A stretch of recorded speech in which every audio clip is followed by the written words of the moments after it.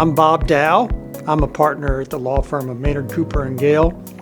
I advise companies, public and private companies, on corporate governance, securities, and M&A matters.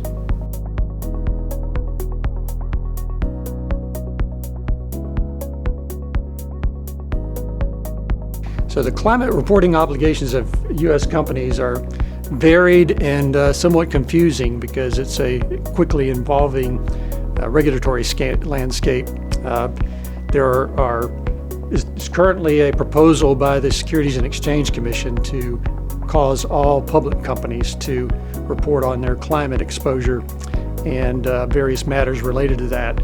There's currently a provision in the European Union that requires all companies that are based there, and many companies, including U.S. companies that do a certain level of business in the EU, will be required to start reporting their climate exposures beginning in 2025. But more importantly than that, there's been a growing demand by investors and other stakeholders to require companies to disclose information about their climate impacts, and especially their greenhouse gas emissions. And some companies are struggling to meet those demands, and there's currently a evolving framework around what would those requirements look like, and what will they look like when they're a uniform system instead of kind of this disaggregated set of rules.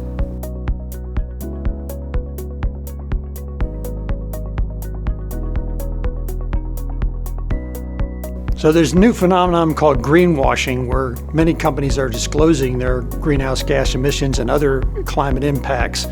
And there are also investment companies that promote themselves as investing in green investments. In other words, companies that are trying to help with climate change challenges. The problem becomes what happens when you exaggerate or misstate the information about your exposures and your emissions. A lot of companies have been accused, a lot of investment funds have been accused of overstating their level of greenness, and they call this greenwashing. And it's become a subject of even government investigations into misleading disclosures.